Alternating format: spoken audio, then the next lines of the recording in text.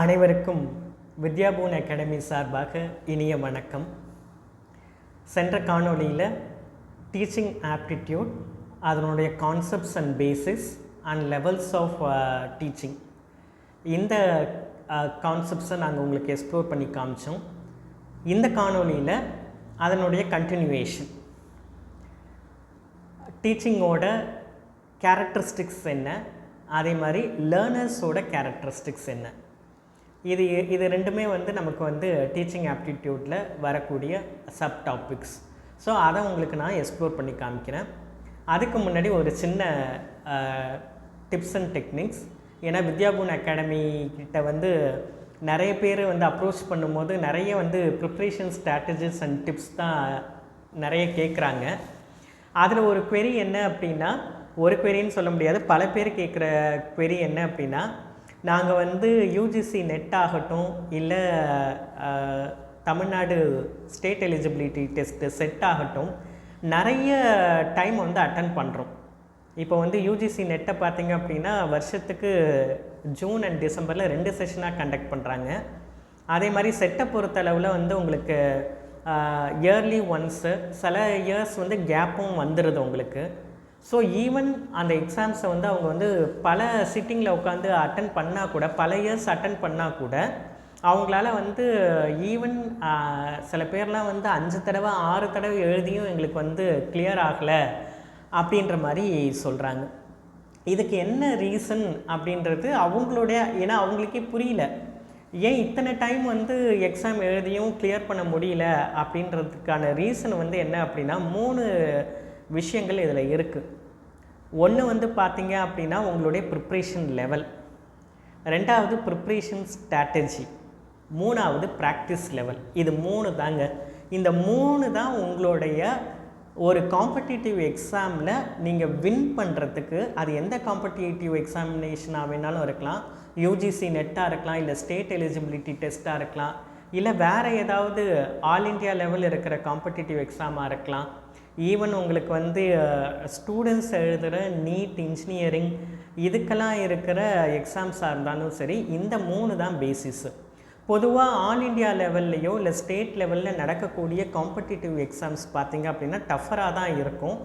அதே மாதிரி அதில் பார்த்திங்கன்னா காம்படிஷன்ஸ் உங்களுக்கு ரொம்ப ரொம்ப ஜாஸ்தி.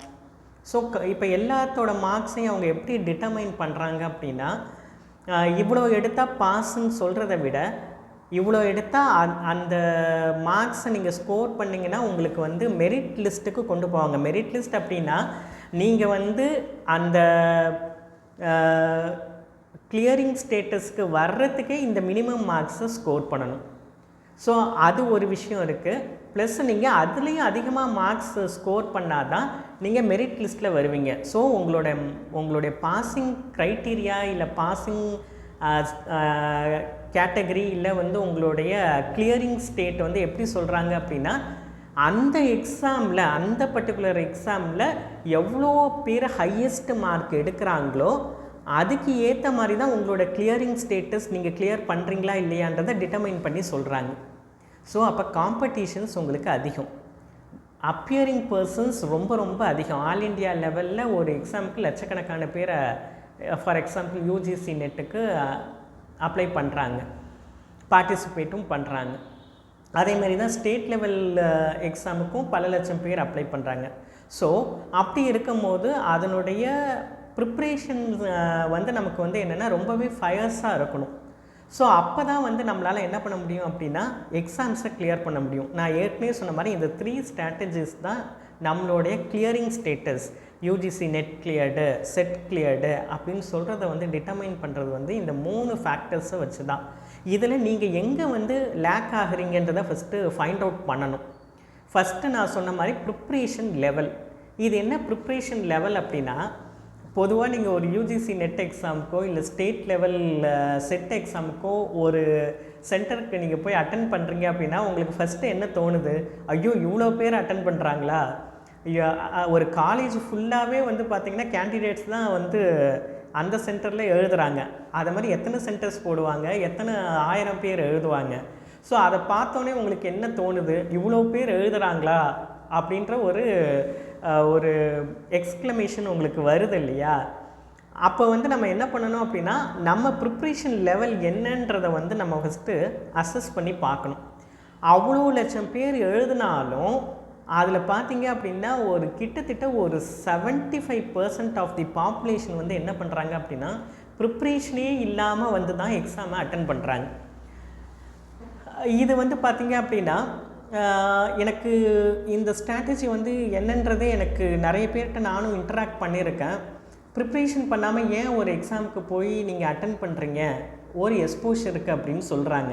கொஷின்ஸ்லாம் எப்படி வருது அப்படின்னு பார்க்குறதுக்காக நாங்கள் எக்ஸாமை வந்து அட்டன் பண்ணுறோன்னு சொல்கிறாங்க. இது ஆக்சுவலாக ஒரு வகையில் வந்து உங்களுக்கு நம்பர் ஆஃப் அட்டம்ஸ் கூட போக போக இதனுடைய எக்ஸ்பீரியன்ஸ் வரும். அதை வந்து நம்ம இல்லைன்னு சொல்ல முடியாது. பட் அதே சமயத்தில் பார்த்தீங்க அப்படின்னா, ப்ரிப்ரேஷன் லெவல் வந்து எப்படி இருக்கணும் அப்படின்னா ஹையஸ்ட்டாக இருக்கணும். இப்போ இந்த 75% ஆஃப் தி பாப்புலேஷன் வந்து ப்ரிப்ரேஷனே இல்லாமல் போய் எக்ஸாமில் உட்காடுறாங்க. அதே மாதிரி தான் நம்மளும் இருக்கும்.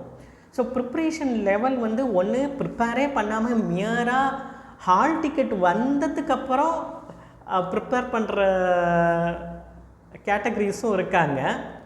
அதே மாதிரி ஹால் டிக்கெட் வந்து எக்ஸாம் டேட்டுக்கு வந்து அதுக்கு மொதல் 2 நாள் 3 நாள் சும்மா புரட்டி பார்க்குறவங்களும் இருக்காங்க. இதெல்லாம் ப்ரிப்ரேஷன் லெவலை நான் சொல்கிறேன். அதே மாதிரி வந்து பார்த்திங்க அப்படின்னா ஒரு வருஷம் ஃபுல்லாக அந்த எக்ஸாமுக்காக ப்ரிப்பேர் பண்ணுறவங்களும் இருக்காங்க. இதுதான் ப்ரிப்ரேஷன் லெவலில் இருக்கிற டிஃப்ரென்ஸ். இந்த ப்ரிப்ரேஷன் லெவலில் நீங்கள் எந்த கேட்டகரின்றதை பொறுத்து தான் உங்களுக்கு அந்த எக்ஸாமை நீங்கள் கிளியர் பண்ண போகிறீங்களா இல்லையான்றது நமக்கு வந்து சொல்ல முடியும். இப்போ ப்ரிப்ரேஷன் லெவலுக்கு நீங்கள் இம்பார்ட்டன்ஸ் கொடுக்கணும் அப்படின்னா ஃபஸ்ட்டு என்ன பண்ணணும் அப்படின்னா, ப்ரிப்ரேஷன் லெவல் எதோட கனெக்ட் ஆகிருக்கு அப்படின்னா நீங்கள் கொடுக்குற ப்ரிப்ரேஷன் டைம். இந்த எக்ஸாமுக்காக நீங்கள் எவ்வளோ டைம் ஸ்பெண்ட் பண்ணீங்க ப்ரிப்ரேஷனுக்காக, அதுதான் வந்து first category. That is going to choose are going to determine your victory ஒரு காம்படிட்டிவ் எக்ஸாமில். இப்போது ஒரு சில பேர் இருக்காங்க, அவங்க வந்து பார்த்திங்க அப்படின்னா கன்சிஸ்டண்ட்டாக இதுக்குன்னு டைம் ஒதுக்கி நீங்கள் 24 மணி நேரமும் படிக்கணுன்ற நெசசிட்டி கிடையாது. அப்படி யாராலையும் இருக்க முடியாது. ப்ராக்டிக்கலாக அது பாசிபிளும் கிடையாது. ஒரு நாளைக்கு 8 மணி நேரம் இருக்குது அப்படின்னா நமக்கு ஒரு ஒர்க்கிங் ஹவர்ஸ் சொன்னால் அதில் நம்மளுடைய வந்து நிறைய வந்து ப்ரொஃபஷ்னல் ஒர்க் இருக்குது, ஃபேமிலிக்கான ஒர்க் இருக்குது. ஸோ இதுக்கு இடையில் நீங்கள் வந்து எவ்வளோ டைம் உங்களால் ஸ்பெண்ட் பண்ண முடியுமோ அதுதான் ப்ராக்டிக்கல் டைம். யாராலையுமே வந்து 24 மணி நேரமோ இல்லை வந்து இருக்கிற 12 மணி நேரமோ 8 மணி நேரமோ ப்ரிப்பேர் பண்ண முடியாது. ஆனால் என்ன பண்ணலாம் அப்படின்னா, கன்சிஸ்டன்ஸாக ஒரு நாளில் 1 ஹவரோ 2 ஹவரோ இதுக்காக நீங்கள் வந்து கண்டிப்பாக ஸ்பெண்ட் பண்ணியே ஆகணும். அதாவது நான் என்ன சொல்கிறேன் அப்படின்னா, நான் வீக்கெண்டில் படிச்சுக்கிறேன்னு நிறைய பேர் எனக்கு சொல்கிறாங்க. ஏன்னா எனக்கு வீக் டேஸில் வந்து எனக்கு ஒர்க் இருக்குது, ஜாப் இருக்குது. அதனால் எனக்கு வீக்கெண்ட்ஸில் தான் எனக்கு வந்து சர்டைன் டைம் கிடைக்கும் அப்படின்னு சொல்கிறாங்க. பட் கன்சிஸ்டன்ட் ப்ரிப்ரேஷனில் வீக்கெண்ட்ஸ் மட்டும் நீங்கள் ப்ரிப்பேர் பண்ணால் அதை கிளியர் பண்ணுறதுன்றது வந்து கொஞ்சம் உங்களுக்கு கஷ்டமான விஷயந்தான். நீங்கள் வந்து டெய்லியும் ஸ்பெண்ட் பண்ணணும். அது கொஞ்சம் டைமாக கூட இருக்கலாம். ஃபார் எக்ஸாம்பிள் உங்களால் வந்து 3 ஹவர்ஸ் ஸ்பெண்ட் பண்ண முடியல, என்னால் 2 ஹவர்ஸ் தான் ஸ்பெண்ட் பண்ண முடியுதுன்னா இட்ஸ் ஓகே. இல்லை என்னோடய ஒர்க்குக்கும் என்னோடய ஃபேமிலி கமிட்மெண்ட்ஸுக்கும் என்னால் 1 ஹவர் தான் ஒர்க் பண்ண முடியுது, 1 ஹவர் தான் படிக்க முடியுது அப்படின்னா it is also okay. But ஆனால் உங்களுடைய ப்ரிப்ரேஷன் லெவல் கன்சிஸ்டண்ட்டாக இருக்கணும். அதுக்கு உங்களோட ப்ரிப்ரேஷன் டைமு கன்சிஸ்டண்ட்டாக இருக்கணும், கண்டினியூவஸாக இருக்கணும். இப்படி நீங்கள் வந்து டைம் ஸ்பெண்ட் பண்ணி ஒரு ப்ரிப்ரேஷனை கொண்டு வந்தீங்க அப்படின்னா, கன்சிஸ்டன்ட் ப்ரிப்ரேஷன் லெவலை கொண்டு வந்தீங்க அப்படின்னா this is the first success or the first positive indication that you are going to clear a competitive examination. இது ஒரு விஷயம். சில பேர் என்ன பண்ணுவாங்க அப்படின்னா, இந்த ஃபஸ்ட்டு இதை வந்து கரெக்டாக பண்ணுவாங்க. செகண்டாக இருக்கிற ப்ரிப்ரேஷன் ஸ்ட்ராட்டஜியில் வந்து அவங்க வந்து என்ன பண்ணுவாங்க, கான்சன்ட்ரேட் பண்ண மாட்டாங்க. அப்போ ப்ரிப்ரேஷன் ஸ்ட்ராட்டஜியில் என்ன பண்ணணும் அப்படின்னா, ஃபஸ்ட்டு இந்த எக்ஸாம் என்ன நேச்சர் ஆஃப் எக்ஸாம், இந்த நேச்சர் ஆஃப் எக்ஸாமுக்கு நம்ம எப்படி ப்ரிப்பேர் பண்ணணுன்றதை ஃபஸ்ட்டு நீங்கள் டிட்டர்மைன் பண்ணணும். யாருமே ப்ரிப்ரேஷன் ஸ்ட்ராட்டஜியில் கான்சன்ட்ரேட் பண்ணுறதில்ல. ஏதோ ஒரு கோச்சிங் கிளாஸில் கொடுக்குற அதே ஸ்ட்ராட்டஜியை அவங்களும் ஃபாலோ பண்ணிடுறாங்க. இல்லை கோச்சிங் கிளாஸில் கொடுக்குற அந்த கிளாஸஸை மட்டும் ரிலே பண்ணியிருக்காங்க. அப்படி இல்லை அப்படின்னா இவங்க கையில் சர்டைன் மெட்டீரியல்ஸ் இருக்கும்.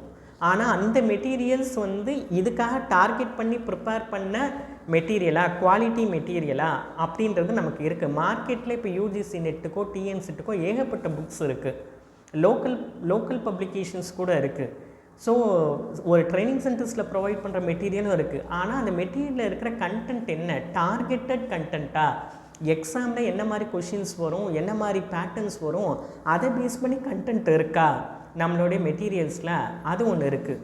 ரெண்டாவது வந்து என்ன அப்படின்னா, ப்ரீவியஸ் இயர் கொஷின் பேப்பர்ஸ் எப்படி இருக்குது, அதை நீங்கள் வந்து கொஞ்சம் அனாலிசிஸ் பண்ணணும். ஒரு 3 இயர் கொஷின் பேப்பரை நீங்கள் எடுத்து பார்த்தாலே போதும், உங்களுடைய சப்ஜெக்ட்டுக்கு இந்த பேட்டர்னில் தான் வருது, ஆர் ஃபஸ்ட் பேப்பருக்கு இந்த பேட்டர்ன்ஸ்லேருந்து தான் வருது. ஏன்னா எல்லாமே ப்ரிஸ்கிரைப்டு சிலபஸ். உங்களுக்கு சிலபஸை கொடுக்காம உங்களுக்கு எக்ஸாம் வைக்கல, சிலபஸை கொடுத்துட்டு தான் எக்ஸாம் வைக்கிறாங்க. அப்போ அந்த எக்ஸாமை பேஸ் பண்ணி தான் கொஷின்ஸ் வரப்போகுது. அந்த கொஷின்ஸ் நீங்கள் வந்து கோ த்ரூ பண்ணி பார்க்கும்போது ஒரு 3 இயர் கொஷின் பேப்பரை கோ த்ரூ பண்ணாலே போதும். அது எந்த இயர் கொஷின் பேப்பராக வேணாலும் இருக்கலாம், லேட்டஸ்ட் கொஷின் பேப்பராக இருக்கணுன்ற நெசசிட்டி கூட இல்லை. 3 இயர் கொஷின் பேப்பர், அந்த பர்டிகுலர் எக்ஸாமுக்கான கொஷின் பேப்பரை கொஞ்சம் அனாலிசிஸ் பண்ணிவிட்டு அதுக்கான ப்ரிப்ரேஷன் ஸ்ட்ராட்டஜியை நீங்கள் ஃபாலோ பண்ணணும். அந்த ப்ரிப்ரேஷன் ஸ்ட்ராட்டஜி உங்களுக்கு கரெக்டாக இருந்தது அப்படின்னா, இது second positive indication that you are going for clearing the exam. Third வந்து பார்த்திங்கன்னா, ஃபஸ்ட்டு வந்து பார்த்திங்கன்னா preparation level, next preparation strategy. சில பேர் என்ன பண்ணுவாங்கன்னா, இந்த ரெண்டுத்தையும் கரெக்டாக பண்ணிவிடுவாங்க. நல்லா ப்ரிப்பேர் பண்ணியிருப்பாங்க, நல்ல ப்ரிப்ரேஷனுக்கு டைம் கொடுத்துருப்பாங்க. ஆனால் எங்கே போய் ஃபெயில் ஆகிடுவாங்க, எங்கே கோட்டை விட்டுருவாங்க அப்படின்னா, ப்ராக்டிஸே பண்ணியிருக்க மாட்டாங்க. ஏன்னா ஒரு ஆன்லைன் பேஸ்ட் எக்ஸாம்னால் நமக்கு டைம் மேனேஜ்மெண்ட் ரொம்ப ரொம்ப முக்கியம் இல்லையா. நீங்கள் வந்து ஒவ்வொரு கொஷினுக்கும் எடுத்துக்கிற டைம் இவ்வளோ தான் எடுத்துக்கணும்னு இருக்குது. இப்போ வந்து சம்டைம்ஸ் வந்து மேத்தமெட்டிக்கல் கான்செப்ட்ஸுக்கு உங்களுக்கு நிறைய டைம் வந்து கொடுக்குற மாதிரி இருக்கும். அதே ஜென்ரல் கொஷின்ஸ்க்கு வந்து நீங்கள் கம்மியான டைமாக கொடுத்தா போதும். இந்த மாதிரி டைம் மேனேஜ்மெண்ட்டுக்கு நீங்கள் ப்ராக்டிஸ் பண்ணி இருந்தால் தான் எக்ஸாமில் போய் மேனேஜ் பண்ண முடியும். அதுக்காக தான் ப்ராக்டிஸ் டெஸ்ட் எடுக்க சொல்லி வந்து நாங்கள் வந்து ஸ்ட்ரெஸ் பண்ணுறோம். ஏன்னா இந்த ரெண்டுத்தையும் ஓரளவு வந்து நம்ம மேனேஜ் பண்ணால் கூட, இந்த தேர்டில் ஃபெயில் ஆகிட்டோம் அப்படின்னா நம்ம ஃபஸ்ட்டு ரெண்டுத்துக்கு ரொம்பவே வந்து டஃப்பரான ஒரு விஷயந்தான். ஒரு ப்ரிப்ரேஷன் லெவலுக்கு நீங்கள் டைம் கொடுக்குறதும், அதே மாதிரி வந்து ப்ரிப்ரேஷன் ஸ்ட்ராட்டஜிக்கு நீங்கள் டைம் கொடுத்து கஷ்டப்பட்டு ப்ரிப்பேர் பண்ணுறீங்க. இது ரெண்டுமே எப்போ வேஸ்ட்டாக போயிடும் அப்படின்னா, நீங்கள் வந்து ப்ராக்டிஸ் பண்ணாமல் போய் எக்ஸாமில் உட்காந்துட்டீங்க, நிறைய டெஸ்ட் எடுத்து பார்க்கல, ப்ராக்டிஸ் டெஸ்ட் எடுத்து பார்க்காம போய் ஒரு எக்ஸாமில் உட்காந்துட்டிங்கன்னா இது ரெண்டுமே வேஸ்ட் ஆகிடும். அப்போ ப்ராக்டிஸ் டெஸ்ட்டுக்கு நீங்கள் இம்பார்ட்டன்ஸ் கொடுக்கணும், ப்ராக்டிஸ்க்கு இம்பார்ட்டன்ஸ் கொடுக்கணும். அதை தான் நாங்கள் ப்ராக்டிஸ் லெவல்னு சொல்கிறோம். ஸோ இந்த 3 லெவல் இதுதான் ஒரு காம்படிட்டிவ் எக்ஸாமினேஷனை கிளியர் பண்ணுறதுக்கான சக்ஸஸ் ஃபார்முலா. இதை நீங்கள் கரெக்டாக பண்ணிட்டீங்க அப்படின்னா கண்டிப்பாக ஃபஸ்ட்டு சிட்டிங்லே உங்களால் காம்படிட்டிவ் எக்ஸாமினேஷனை கிளியர் பண்ண முடியும். நான் 5 அட்டெம்ப்ட் அடித்தேன், 10 அட்டெம்ப்ட் அடித்தேன், இருந்தாலும் எனக்கு கிளியரே ஆக மாட்டுது, அப்போ நான் அதுக்கு கேப்பபிள் இல்லையோ, இல்லை இந்த எக்ஸாம்லாம் டஃபர் எக்ஸாம்ஸோ, இந்த மாதிரி நெகட்டிவ் தாட்ஸ்லாம் உங்களுக்கு வந்துடும். எக்ஸாம்ஸும் டஃபர் கிடையாது, நீங்களும் இன்கேப்பபிள் கிடையாது. இந்த ஃபார்முலாவை நீங்கள் யூஸ் பண்ணல, அதுதான் ரீசன். ஸோ இந்த ஃபார்முலாவை நீங்கள் யூஸ் பண்ணிங்க அப்படின்னா ஃபஸ்ட்டு சிட்டிங்லேயே உங்களால் எந்த ஒரு காம்படிட்டிவ் எக்ஸாமினேஷனையும் கிளியர் பண்ணிட முடியும். So with this tips we will see the rest of the teaching aptitude concepts. So இன்றைக்கி வந்து டீச்சிங் கேரக்டரிஸ்டிக்ஸு, அப்புறம் லேர்னிங் கேரக்டரிஸ்டிக்ஸ், லேர்னர்ஸ் கேரக்டரிஸ்டிக்ஸ், இதை உங்களுக்கு கொஞ்சம் எக்ஸ்ப்ளோர் பண்ணி ஷோ பண்ணுறேன்.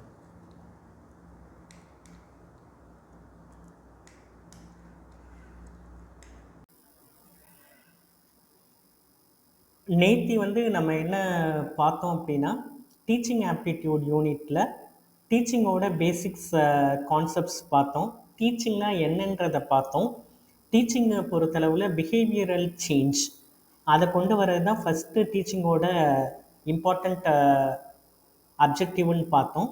அதுக்கு அடுத்து தான் நம்ம ஸ்கில்ஸை இம்பார்ட் பண்ணுறது, அதே மாதிரி வந்து சப்ஜெக்ட் கான்செப்ட்ஸை இம்பார்ட் பண்ணுறது, இது எல்லாமே வந்து பார்த்திங்க அப்படின்னா உங்களுக்கு அடுத்தடுத்து வரக்கூடிய அப்ஜெக்டிவ் தான். அதே மாதிரி 3 லெவல் ஆஃப் டீச்சிங் பார்த்தோம். ஒன்று வந்து பார்த்திங்க அப்படின்னா மெமரி லெவல் டீச்சிங், இது வந்து தாட்லெஸ் டீச்சிங். இது வந்து பார்த்திங்க அப்படின்னா மோஸ்ட்லி வந்து பிரெயினுக்கு சில கான்செப்ட்ஸை ஞாபகம் வச்சுக்கிட்டு அதை திரும்ப ரிட்ரீவ் பண்ணுற டெக்னிக், இதுதான் மெமரி லெவல். இது வந்து தாட்லெஸ் டீச்சிங். மோஸ்ட்லி இது வந்து லோயர் லெவல் கிரேடுக்கு வந்து இந்த டீச்சிங் வந்து சூட்டபிளாக இருக்கும்னு பார்த்தோம். நெக்ஸ்ட்டு இந்த தாட்லெஸ் டீச்சிங்கில் பார்த்தீங்க அப்படின்னா லேர்னர்ஸ் சென்ட்ரிக்காக இருக்காது, டீச்சர் சென்ட்ரிக்காக இருக்கும். அடுத்து நம்ம என்ன பார்த்தோம் அப்படின்னா அண்டர்ஸ்டாண்டிங் லெவல் டீச்சிங் பார்த்தோம். இந்த அண்டர்ஸ்டாண்டிங் லெவல் ஆஃப் டீச்சிங் வந்து தாட்ஃபுல் டீச்சிங். இது வந்து கொஞ்சம் ஹையர் லெவலில் இருக்கிற ஸ்டூடெண்ட்ஸுக்கு நம்ம வந்து இம்பார்ட் பண்ணுறது அண்டர்ஸ்டாண்டிங் லெவல் ஆஃப் டீச்சிங். அதே மாதிரி ஒவ்வொரு டீச்சிங்கோட மெரிட்ஸ் அண்ட் டிமெரிட்ஸை வந்து நேற்று காணொலியில் விரிவாகவே பார்த்தோம். அந்த காணொலியை பார்க்காதவங்க அந்த பார்ட் 1 காணொலியை பார்த்துட்டு நீங்கள் வந்து இதை கண்டினியூ பண்ணிக்கலாம்.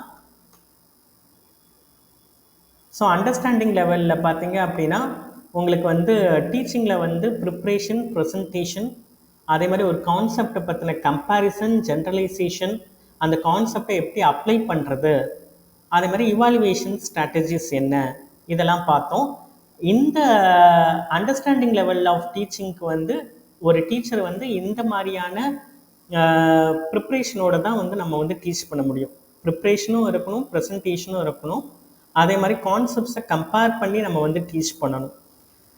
அதுவே வந்து பார்த்திங்கன்னா மெமரி லெவல் டீச்சிங்கில் இந்த அளவுக்கான ப்ரிப்ரேஷன் நமக்கு வந்து போட தேவையில்லை. எல்லாமே வந்து ஃபேக்ட்ஸ் அண்ட் இன்ஃபர்மேஷனை நம்ம வந்து ஸ்டூடெண்ட்ஸுக்கு அவங்க மெமரியில் வந்து ஸ்டோர் பண்ணி அவங்க ரெட்ரீவ் பண்ணுறாங்களா அப்படின்றத வந்து நம்ம வந்து அசஸ் பண்ணுறோம். ஸோ அந்த மெத்தட் ஆஃப் டீச்சிங் தான் வந்து நமக்கு அந்த மெமரி லெவல் டீச்சிங். ஸோ இது வந்து பார்த்திங்க அப்படின்னா உங்களுக்கு வந்து அண்டர்ஸ்டாண்டிங் லெவல் டீச்சிங். இதை மாதிரி ஒவ்வொரு லெவல் டீச்சிங்க்கும் சில ஸ்காலர்ஸ் வந்து என்ன பண்ணியிருக்காங்கன்னா டெஃபினேஷன் கொடுத்துருக்காங்க. அதையும் நம்ம நேற்று பார்த்தோம். இந்த அண்டர்ஸ்டாண்டிங் லெவல் ஆஃப் டீச்சிங் வந்து எஃபெக்டிவ் லேர்னிங் மெத்தடாலஜி. நெக்ஸ்ட் நம்ம வந்து என்ன பார்க்கணும் அப்படின்னா ரிஃப்ளெக்டிவ் லெவல் ஆஃப் டீச்சிங். முன்னாடி இருக்கிற 2 லெவலையும் போன காணொலியில் பார்ட் 1 நம்ம விரிவாகவே வந்து பார்த்துருக்கோம். இப்போ ரிஃப்ளெக்டிவ் லெவல் ஆஃப் டீச்சிங், இதுதான் highest level of teaching. So இதில் வந்து பார்த்தீங்க அப்படின்னா ஸ்டூடெண்ட்ஸ் மியராக ஒரு டீச் பண்ணுற கான்செப்ட்ஸை ரிப்பீட் பண்ணாமல் அவங்க வந்து அந்த கான்செப்டை இன்டர் ரிலேட் பண்ணி அவங்க வந்து அவங்களாவே ஒரு அந்த கான்செப்டை வந்து ஒரு பர்டிகுலர் ப்ராப்ளத்துக்கு அப்ளை பண்ணுற லெவலில் வந்து இந்த லெவல் ஆஃப் டீச்சிங் வந்து இருக்கும். ஸோ இந்த லெவல் ஆஃப் டீச்சிங்கை வந்து பார்த்திங்கன்னா ஹண்ட்ன்ற ஸ்காலர் வந்து இந்த ரிஃப்ளெக்டிவ் லெவல் ஆஃப் டீச்சிங்கை வந்து அவர் வந்து எப்படி ரிஃப்ளெக்டிவ் லெவல் ஆஃப் டீச்சிங் இருக்கும் அதனுடைய டெஃபினேஷன் எல்லாமே கொடுத்துருக்காரு. ஸோ அதை பேஸ் பண்ணி தான் ரிஃப்ளெக்டிவ் லெவல் ஆஃப் டீச்சிங்க்கு இந்தந்த இதெல்லாம் வந்து நெசசரி அப்படின்றத சொல்லியிருக்காங்க. இதில் மெயின் அப்ஜெக்டிவ்ஸ் பார்த்தீங்க அப்படின்னா it develop inside to the learners to solve the problem. ஒரு லேர்னருக்கு ப்ராப்ளத்தை சால்வ் பண்ணுற கேப்பபிலிட்டி வந்து எந்த லெவல் ஆஃப் டீச்சிங்கில் தான் கொடுக்க முடியும் அப்படின்னா ரிஃப்ளெக்டிவ் லெவல் ஆஃப் டீச்சிங்கில் தான் கொடுக்க முடியும்.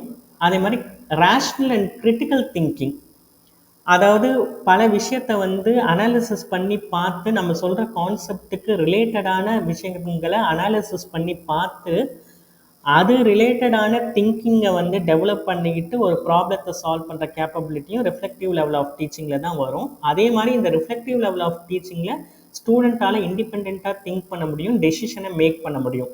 Whereas in memory level of டீச்சிங்கில் வந்து பார்த்திங்கன்னா அது இருக்காது. ஸோ இந்த லெவல் ஆஃப் டீச்சிங்கில் வந்து பார்த்திங்க அப்படின்னா இந்த லெவல் ஆஃப் டீச்சிங்கில் நம்ம ஏற்கனவே பார்த்த அண்டர்ஸ்டாண்டிங் லெவல் ஆஃப் டீச்சிங்கும் மெமரி லெவல் ஆஃப் டீச்சிங்கும் வந்து அதனுடைய வேலையும் நம்ம வந்து இந்த ரிஃப்ளெக்டிவ் லெவல் ஆஃப் டீச்சிங்கில் அதனுடைய ஸ்ட்ராட்டஜியும் நம்ம வந்து ஃபாலோ பண்ணுவோம். இது வந்து ப்ராப்ளம் சென்ட்ரிக் அப்ரோச். இதில் வந்து பார்த்தீங்க அப்படின்னா உங்களுக்கு வந்து முன்னாடி இருந்த அந்த 2 லெவல்ஸில் வந்து பார்த்தீங்க அப்படின்னா கிளாஸ் ரூம் என்விரான்மெண்ட் வந்து ரொம்ப க்ளோஸ்டாக இருக்கும், ஒன் வே கம்யூனிகேஷனாக இருக்கும். டீச்சர் தான் வந்து அந்த 2 லெவல் ஆஃப் டீச்சிங்லேயும் வந்து பார்த்தீங்க அப்படின்னா especially in memory level of டீச்சிங்கில் டீச்சரோட ஆதிக்கம் தான் அதிகமாக இருக்கும். பட் ஆனால் இந்த பர்டிகுலர் ரிஃப்ளெக்டிவ் லெவல் ஆஃப் டீச்சிங்கில் class room environment open and இண்டிபெண்ட்டாக இருக்கும். அதே மாதிரி learners will be self motivated. ஏற்கனவே உள்ள 2 லெவலில் என்ன பார்த்தோம் அப்படின்னா இன்ட்ரின்சிக் மோட்டிவேஷன் ஸ்டூடெண்ட்ஸ்க்கு இருக்காது. நீங்கள் ஏதோ நடத்துகிறீங்க அதை கேட்குறோம் அப்படின்ற லெவலில் தான் அந்த 2 லெவல் ஆஃப் டீச்சிங் இருக்கும். ஆனால் இந்த லெவல் ஆஃப் டீச்சிங்கில் வந்து ஸ்டூடெண்ட்ஸுக்கு ஒரு இன்ட்ரின்சிக் மோட்டிவேஷன் வந்து இந்த லெவல் ஆஃப் டீச்சிங்கில் கிடைக்கும். So that they can think critically and also rationally and also they will be creative in solving the problem. அதே மாதிரி உங்களுக்கு வந்து இப்போ ஒரு டெசிஷன் மேக்கிங் அப்படின்னா கண்டிப்பாக அவங்களுக்கு வந்து என்ன இருக்கணும் அப்படின்னா ரீசனிங் கேப்பபிலிட்டி, லாஜிக்காக ஒரு ப்ராப்ளத்துக்கு சொல்யூஷனை கொண்டு வர கேப்பபிலிட்டி, இது எல்லாமே வந்து பார்த்திங்க அப்படின்னா இந்த ரிஃப்ளெக்டிவ் லெவல் ஆஃப் டீச்சிங்கில் தான் இருக்கும். இருக்கிற அந்த 2 லெவல் இருக்கு இல்லையா, மெமரி லெவல் ஆஃப் டீச்சிங்லேயும் அண்டர்ஸ்டாண்டிங் லெவல் ஆஃப் டீச்சிங்லேயும் teacher will be in the primary place and student will be in the secondary place. But ஆனால் இந்த ரிஃப்ளெக்டிவ் லெவல் ஆஃப் டீச்சிங்கில் people will be in the primary position or the student will be in the primary place, teacher assumes the secondary place. இப்போ பெரிய பெரிய national importance இன்ஸ்டிடியூட்லாம் இந்த லெவலில் தான் வந்து ரிஃப்ளெக்டிவ் லெவலில் தான் டீச்சிங் வந்து பண்ணுறாங்க. அதே மாதிரி இதுக்கு நிறைய அட்வான்டேஜ் இருக்குது. இது வந்து தாட்ஃபுல் மோட் ஆஃப் ஆப்ரேஷன், இது வந்து லேர்னர் சென்டர்டு அப்ரோச். ஏற்கனவே சொன்ன மாதிரி இது வந்து ப்ராப்ளம் சால்விங் எபிலிட்டியை வந்து இன்க்ரீஸ் பண்ணும். ஸோ இந்த லெவல் ஆஃப் டீச்சிங்கில் இந்த லெவல் ஆஃப் டீச்சிங் பண்ணுற இன்ஸ்டிடியூட்டில் படிக்கிற சில்ட்ரன்ஸ் வந்து கிஃப்டடுன்னு நம்ம சொல்கிறோம். அதே மாதிரி வந்து ப்ரொவைட்ஸ் மேக்ஸிமம் ஃப்ளெக்சிபிலிட்டி வந்து இதில் இருக்கும், செல்ஃப் மோட்டிவேஷன் க்ரியேட் ஆகும். இதில் இருக்கிற ட்ராபேக்ஸ் பார்த்தீங்க அப்படின்னா லோயர் கிளாஸஸ்க்கு இதை ரொம்ப அப்ளை பண்ண முடியாது. அதே மாதிரி இது வந்து டைம் கன்சியூமிங் ப்ராசஸ். ஏன்னா அண்டர்ஸ்டாண்டிங் லெவல் ஆஃப் டீச்சிங்க்கு நமக்கு ப்ரிப்ரேஷன், ப்ரெசன்டேஷன் எல்லாமே தேவைப்படும். அதுவே ஹையர் லெவலுக்கு போனதுன்னா அப்போ நம்ம எந்த அளவுக்கு வந்து டீச்சர்ஸ் வந்து அதுக்கு ப்ரிப்பேர்டாக போகணும், எந்த அளவுக்கு வந்து அதை வந்து ரிஃப்ளெக்டிவ் லெவல் ஆஃப் டீச்சிங் பண்ணும்போது உங்களுக்கு வந்து எந்த அளவுக்கு வந்து அந்த ப்ராசஸ்க்கு டைம் ஸ்பெண்ட் பண்ணணும் அப்படின்றது இருக்குது. ஸோ அது வந்து லாங்காக தான் இருக்கும். That is a time consuming process. அதே மாதிரி டல் ஸ்டூடெண்ட்டுக்கு இந்த ரிஃப்ளெக்டிவ் லெவல் ஆஃப் டீச்சிங்கை அப்ளை பண்ண முடியாது. அதே மாதிரி இதில் வந்து டீச்சருக்கு எக்ஸஸ் பேர்டன் இருக்கும். ஸோ இதுதான் வந்து பார்த்தீங்க அப்படின்னா 3 லெவல்ஸ் ஆஃப் டீச்சிங். இந்த லெவல் ஆஃப் டீச்சிங்கில் வந்து பார்த்தீங்க அப்படின்னா மோஸ்ட்லி எஸ்ஏ டைப்லேயும் பார்த்தீங்கன்னா ஒரு ப்ராப்ளத்தை கொடுத்து சால்வ் பண்ண சொல்கிறதோ இல்லை ஒரு ப்ராப்ளத்தை டிஸ்கிரைப் பண்ணி அதுக்கு சொல்யூஷன் கேட்குற மாதிரியான எஸ்ஏ டைப் ப்ராப்ளம் வந்து நம்ம வந்து இவால்வேஷனுக்கு யூஸ் பண்ணலாம். Next requirements of teaching. So இதுவுமே வந்து ஒரு சப்டாபிக் தான் டீச்சிங் ஆப்டிடியூடில். டீச்சிங் ப்ராசஸில் பார்த்தீங்கன்னா 3 இம்பார்ட்டண்ட் வேரியபிள்ஸ் இருக்குது. நம்ம வந்து போன காணொலியிலே பார்த்தோம், டீச்சிங்னாலே 3 காம்பனண்ட் இன்வால்வ் ஆகணும். ஒன்று டீச்சர், இன்னொன்று ஸ்டூடெண்ட்டு, அதுக்கப்புறம் வந்து methodology or syllabus or curriculum or teaching components அப்படின்னு நம்ம சொல்லலாம். இந்த 3 தான் வந்து requirements of teaching. So depend வேரியபிள்ன்றது it corresponds to the student. So இங்கே வந்து டிபெண்ட் வேரியபிள்னு ஏன் ஸ்டூடெண்ட்டை சொல்கிறோம் அப்படின்னா அவன் வந்து டீச்சரை டிபெண்ட் பண்ணி இருக்கிறான். ஸோ அந்த ஸ்டூடெண்ட்டுக்கு டெவலப்மெண்ட்டும் சேஞ்சஸும் எப்போ வரும் அப்படின்னா டீச்சராக அவன் வந்து டிபெண்ட் பண்ணி இருந்தால் தான் அந்த சேஞ்சஸ் அண்ட் டெவலப்மெண்ட்ஸ் வந்து அவனுக்கு வரும். ஸோ அதனால் வந்து ஸ்டூடெண்ட்டு தான் இங்கே வந்து டிபெண்ட் வேரியபிள். அதே மாதிரி வந்து functional part are active part யார் அப்படின்னா ஸ்டூடெண்ட் தான். அதே மாதிரி இண்டிபெண்ட் வேரியபிள்னு நம்ம யாரை சொல்கிறோம் அப்படின்னா ஒரு டீச்சரை தான் இண்டிபெண்ட் வேரியபிள் நம்ம சொல்கிறோம். அதே மாதிரி ஸ்டூடெண்ட்டோட ஃபங்க்ஷனுக்கும் ஆக்டிவ் பார்ட்டுக்கும் டெவலப்மெண்ட்டுக்கும் டீச்சர் தான் வந்து ரெஸ்பான்சிபிள். அதே மாதிரி வந்து depend variable is corresponding to the independent variable. So யாரை டிபெண்ட் பண்ணி டிபெண்ட் வேரியபிள் இருக்காங்க, ஸ்டூடெண்ட் இருக்காங்கன்னா டீச்சரை டிபெண்ட் பண்ணி இருக்காங்க. ஸோ இந்த டீச்சர் வந்து they plan and organise and they control and lead the process of teaching. அதே மாதிரி இன்டர்வீனிங் வேரியபிள்ஸ்ன்னு பார்த்தீங்க அப்படின்னா என்னென்னலாம் வந்து டீச்சிங்க்கு நம்ம வந்து கண்டென்ட் வச்சுருக்கோம், கண்டென்ட் ஆஃப் டீச்சிங் என்ன மெத்தடில் டீச் பண்ணுறோம், என்ன டெக்னிக்ஸை அடாப்ட் பண்ணுறோம், என்ன ஸ்ட்ராட்டஜிஸ் அண்ட் டாக்டிக்ஸை யூஸ் பண்ணுறோம், அதே மாதிரி என்னென்னலாம் இன்ஸ்ட்ரக்ஷனல் மெட்டீரியல் நம்ம யூஸ் பண்ணுறோம், இதெல்லாம் தான் intervening variables. So teaching requirements of teaching பார்த்தீங்கன்னா இந்த 3 variable: depend variable, independent variable, intervening variable. உங்களுக்கு வந்து எக்ஸாமில் எப்படி வந்து உங்களுக்கு கொஷின் வரலாம் அப்படின்னா, depend variable is associated with, கீழே கொடுத்துருவாங்க, student, teacher, teaching materials, tactics and techniques இப்படி கொடுத்துட்டாங்கன்னா நீங்கள் வந்து கரெக்டாக ஸ்டூடெண்ட்டுன்னு சூஸ் பண்ணலாம். ஸோ இது வந்து என்னென்னா, நான் ஒரு எக்ஸாம்பிளுக்கு சொல்கிறேன். இந்த கான்செப்ட்ஸை நீங்கள் படித்து வச்சுக்கிட்டீங்க அப்படின்னா, தெளிவாக இருந்தீங்கன்னா இது ரிலேட்டடாக எந்த மல்டிபிள் சாய்ஸ் கொஷின் வந்தாலும் நீங்கள் வந்து அட்டன் பண்ணலாம். So basic requirements of teaching என்னென்ன அப்படின்னா 6 பேசிக் ரெக்குயர்மெண்ட்ஸ் இருக்குது. ஒன்று நம்ம பார்த்த மாதிரி ஆல் 3 வேரியபிள்ஸ் ஆஃப் டீச்சிங், இதுதான் basic, first basic requirement. 2 professionalism, teaching learning ப்ராசஸில் எப்போதுமே ப்ரொஃபஷனலிசம் இருக்கணும். அதே மாதிரி சூட்டபிள் என்விரான்மெண்ட் இருக்கணும். டீச்சிங் லேர்னிங் ப்ராசஸ்க்கு சூட்டபிள் என்விரான்மெண்ட் இல்லைன்னா டீச்சிங் லேர்னிங் ப்ராசஸ் எஃபெக்டிவாக இருக்காது. ஸோ சூட்டபிள் என்விரான்மெண்ட் வேணும். அடுத்து 4வது வந்து ரொம்ப இம்பார்ட்டன்ட், டீச்சர் ஸ்டூடெண்ட் ரிலேஷன்ஷிப். டீச்சருக்கும் ஸ்டூடெண்ட்டுக்கும் ஒரு பாண்டிங் இருக்கணும். அது என்ன பாண்டிங் அந்த டைப் இருக்கணும் அப்படின்னா, நாலேஜை ஷேர் பண்ணுற அந்த அந்த ப்ராசஸ் தான் வந்து பாண்டிங்காக இருக்கணும். அதே மாதிரி கிளாஸ் ரூமில் ஸ்டூடெண்ட்ஸோட ஆட்டிடியூட் ஆல்சோ வெரி இம்பார்ட்டன்ட். ஸ்டூடெண்ட்டோட பிஹேவியர் வந்து உங்களுக்கு கிளாஸ் ரூமில் வந்து சரியில்லை அப்படின்னா தென் நம்மளால் நாலேஜை வந்து ட்ரான்ஸ்ஃபர் பண்ண முடியாது. அதனால தான் ஃபஸ்ட்டே நம்ம சொன்னோம், டீச்சிங்கோட ஃபஸ்ட்டு ப்ராசஸே பிஹேவியரல் சேஞ்சை தான் கொண்டு வர்றது. இதுதான் டீச்சிங்கோட first process. So student discipline is also important. அடுத்த 6வதாக முக்கியமானது என்ன அப்படின்னா, டிவோஷன் டு டீச்சிங். டீச் பண்ணுறவங்க டீச்சிங்கை ஒரு சர்வீஸாக நினச்சி பண்ணணும். ஸோ அதுதான் டீச்சர்ஸ் டிவோஷன் டு டீச்சிங். டீச்சர்ஸோட டிவோஷனும் வேணும், அதே சமயத்தில் வந்து பார்த்தீங்க அப்படின்னா உங்களுக்கு வந்து லேர்னர்ஸோட டிவோஷனும் வேணும். ஸோ இந்த 6ம் தான் உங்களுக்கு வந்து பேசிக் ரெக்குயர்மெண்ட்ஸ் ஆஃப் டீச்சிங். நெக்ஸ்ட் நம்ம என்ன கான்செப்ட் பார்க்க போகிறோம் அப்படின்னா, கான்செப்ட் ஆஃப் லேர்னிங்.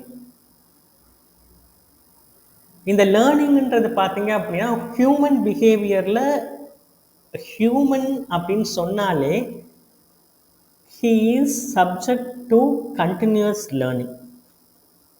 லேர்ன் பண்ணுறதுக்காக தான் நம்மளே வந்து பிறந்திருக்கோன்னு கூட நம்ம சொல்லலாம். So learning is a human behaviour. எல்லா விஷயத்தையும் நம்ம வந்து லேர்ன் பண்ணி தான் நம்ம வந்து அடுத்தடுத்த ஹையர் ஸ்டேஜுக்கு நம்ம போகிறோம். ஸோ அதனால் learning is a key concept in human behaviour. எல்லா டீச்சிங் லேர்னிங் ப்ராசஸ்லேயும் பார்த்தீங்க அப்படின்னா உங்களுக்கு வந்து லேர்னிங் தான் வந்து இம்பார்ட்டன்ட். டீச் பண்ணுறதுக்கும் நீங்கள் லேர்ன் பண்ணணும். அதே மாதிரி லேர்னர் வந்து என்ன செய்கிறாங்க, எப்படி திங்க் பண்ணுறாங்க, அது எல்லாமே எதை பேஸ் பண்ணி இருக்குது அப்படின்னா இந்த லேர்னிங்கை பேஸ் பண்ணி தான் இருக்குது.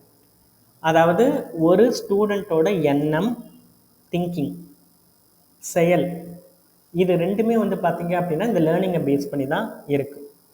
ஸோ ஒரு ஸ்டூடெண்ட் வந்து அக்யூர் பண்ணுற இன்ஃபர்மேஷன், அவனுக்கு பில்ட் ஆகிற பிலீஃப்ஸு, அதே மாதிரி கோல்ஸு, ஃபெயிலியர் அண்ட் அச்சீவ்மெண்ட்ஸு, இது எல்லாமே எதை பேஸ் பண்ணி இருக்குது அப்படின்னா லேர்னிங்கை பேஸ் பண்ணி தான் இருக்குது.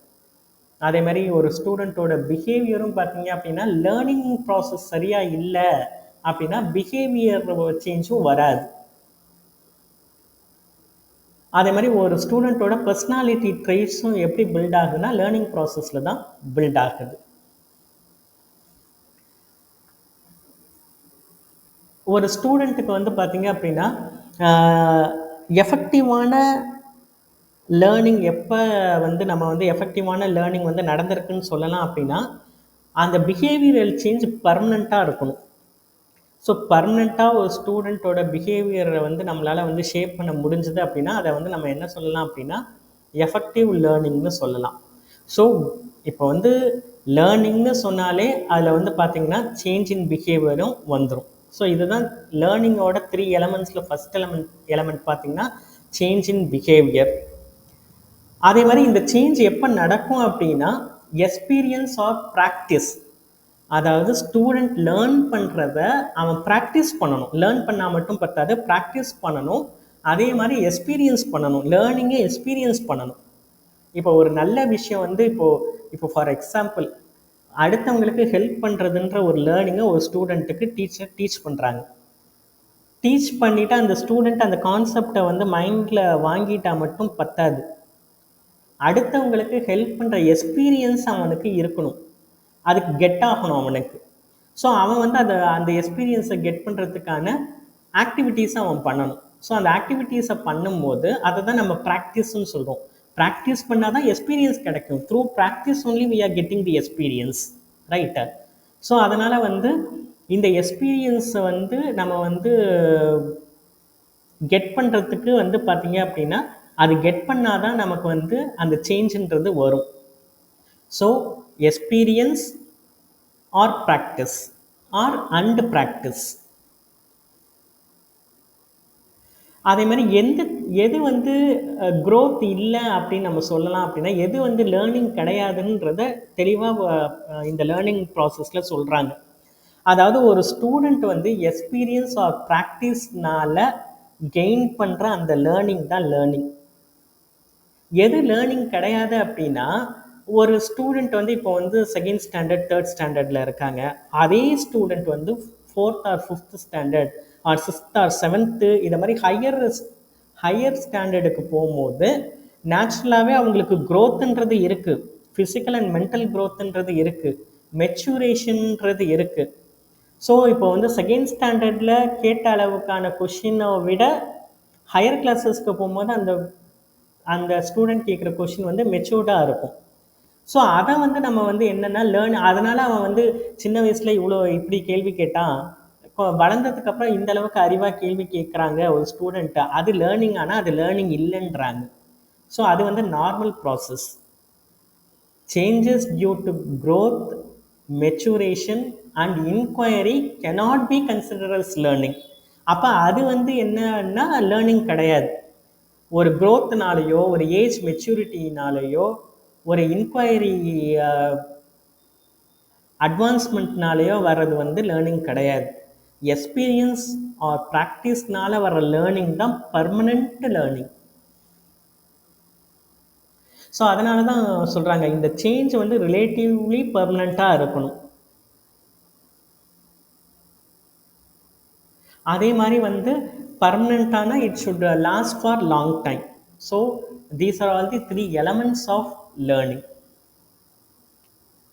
அதே மாதிரி பார்த்தீங்க அப்படின்னா இந்த லேர்னிங் ப்ராசஸ் பற்றி எப்படி டீச்சிங் ப்ராசஸ் பற்றி நிறைய ஸ்காலர்ஸ் அண்ட் சைக்காலஜிஸ்ட் வந்து நமக்கு டெஃபினேஷன் கொடுத்துருக்காங்களோ, அதே மாதிரி வந்து நமக்கு வந்து இந்த லேர்னிங் ப்ராசஸை பற்றியும் நிறைய ஸ்காலர்ஸ் அண்ட் சைக்காலஜிஸ்ட் நமக்கு வந்து எக்ஸ்பிளனேஷன்ஸ் அண்ட் டெஃபினேஷன்ஸ் கொடுத்துருக்காங்க. ஹில்கார்ட் அப்படின்ற ஸ்காலர் வந்து என்ன கொடுத்துருக்காரு அப்படின்னா, லேர்னிங் பற்றி அவர் என்ன சொல்கிறாருன்னா, learning is the process by which an activity originates or is changed through training procedures. ஒரு ட்ரைனிங் ப்ரொசீஜர்ஸ் மூலமாக ஒரு சேஞ்சை நம்மளால் கொடுக்க முடிஞ்சது அப்படின்னா, ஒரு ஆக்டிவிட்டியை சேஞ்ச் பண்ண முடியுது அப்படின்னா அதை வந்து லேர்னிங் ப்ராசஸ்ன்னு ஹில்கார்ட் சொல்கிறாரு. பெர்னார்ட் என்ன சொல்கிறாரு லேர்னிங் ப்ராசஸை பற்றி? Learning as a process by which an organism satisfying the motivation adapts or adjusts to situation in which it must modify its behavior in order to overcome obstacles and barriers. இதுதான் லேர்னிங்னு சொல்கிறார். ஒருத்தவன் ஒரு student ஒரு சுச்சுவேஷனுக்கு ஏற்ற மாதிரி அவனால் adapt பண்ண முடியல, அட்ஜஸ்ட் பண்ண முடியல, அதுக்கேற்ற மாதிரி அவனோட பிஹேவியரை மாடிஃபை பண்ணிவிட்டு ஒரு அப்டக்கிள்ஸையும் பேரியர்ஸையும் ஒரு தடைகளை வந்து தாண்டி வர முடியல அப்படின்னா லேர்னிங் ப்ராசஸ் ஹேப்பன் ஆகவே இல்லைன்னு பெர்னார்ட் சொல்கிறார். ஸோ எப்போ வந்து நமக்கு வந்து லேர்னிங் ப்ராசஸ் வந்து நடந்திருக்குன்னு சொல்லலாம் அப்படின்னா, ஒரு ஸ்டூடெண்ட் வந்து சுச்சுவேஷனுக்கு ஏற்ற மாதிரி அடாப்ட் பண்ணணும், அட்ஜஸ்ட் பண்ணணும். அதுக்கேற்ற மாதிரி அவன் பிஹேவியர்ஸை மாடிஃபை ஆகணும். ஸோ ஒரு ஒரு ஒரு ஒரு கஷ்டமான ஒரு சூழ்நிலை இருக்குது, ஒரு சுச்சுவேஷன் இருக்குது, ஒரு தடைகளாக இருக்கிற ஒரு சுச்சுவேஷன் இருக்குது, என்விரான்மெண்ட் இருக்குன்னா அதுக்கேற்ற மாதிரி அட்ஜஸ்ட் பண்ணி அடாப்ட் பண்ணி அவன் அதை ஓவர் கம் பண்ணி வரணும். அப்போ தான் அவனுக்கு இது உண்மையிலே அவனுக்கு லேர்னிங் நடந்திருக்குன்னு அர்த்தம். ஸோ அவனால் இந்த கேப்பபிலிட்டி அவனுக்கு வரலை அப்படின்னா அது வந்து லேர்னிங் இல்லை. ஸோ இந்த கேப்பபிலிட்டி, அட்ஜஸ்ட் பண்ணுற கேப்பபிலிட்டி, அடாப்ட் பண்ணுற கேப்பபிலிட்டி இருந்தால் தான் அது வந்து என்ன அப்படின்னா லேர்னிங் சொல்கிறாங்க. பெர்னார்ட் வந்து என்ன சொல்கிறாரு அப்படின்னா இது ஹியூமன்ஸ்க்கு மட்டும் சொல்லலை, ஆர்கனிசம்ஸ்ன்னு சொல்கிறாரு. அப்போ எந்த ஒரு உயிரினமாக இருந்தாலும் சுச்சுவேஷனுக்கு ஏற்ற மாதிரி அடாப்ட் பண்ணி அட்ஜஸ்ட் பண்ணிட்டு ஒரு தடைகள் இருக்குதுன்னா அதை வந்து தாண்டி வரணும். ஸோ இது வந்து நார்மலாக எல்லா உயிர்களுக்குமே இருக்கக்கூடிய கேப்பபிலிட்டி தான். ஸோ இப்படி இருந்தால் தான் வந்து லேர்னிங் அப்படின்றது இருக்குன்னு அர்த்தம். ஸோ இது வந்து பெர்னார்ட் சொல்கிற கருத்து. அதே மாதிரி வந்து பார்த்தீங்க அப்படின்னா மெக்காயக் சொல்கிறாரு. அவர் வந்து என்ன சொல்கிறாரு அப்படின்னா இவர் வந்து ஒரு psychologist. Change in performance as a function of practice.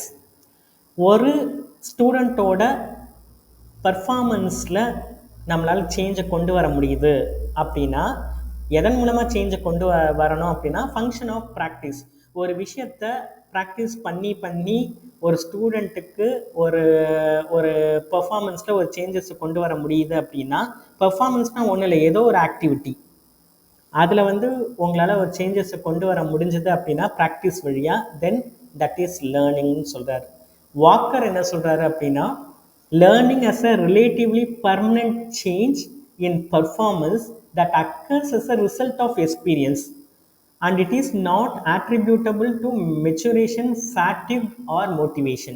இதே தான் நம்ம முன்னாடியும் இதே கருத்தை தான் பார்த்தோம், ரைட்டுங்களா? எக்ஸ்பீரியன்ஸ் மூலமாக கிடைக்கிறது தான் லேர்னிங்.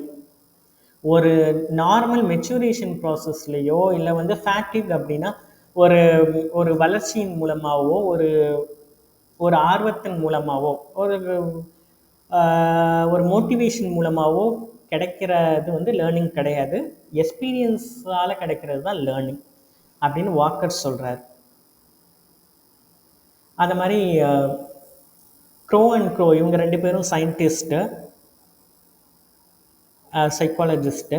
இவங்க என்ன சொல்கிறாங்க அப்படின்னா learning involves the acquisition of habits, knowledge and attitudes. habit acquisition, knowledge acquisition, attitude acquisition. நடத்தை, அறிவு, பழக்க வழக்கங்கள், இதுதான் வந்து இதை வந்து கெயின் பண்ணுறது தான் வந்து லேர்னிங்னு க்ரோ அண்ட் க்ரோ சொல்கிறாங்க ரெண்டு பேர்.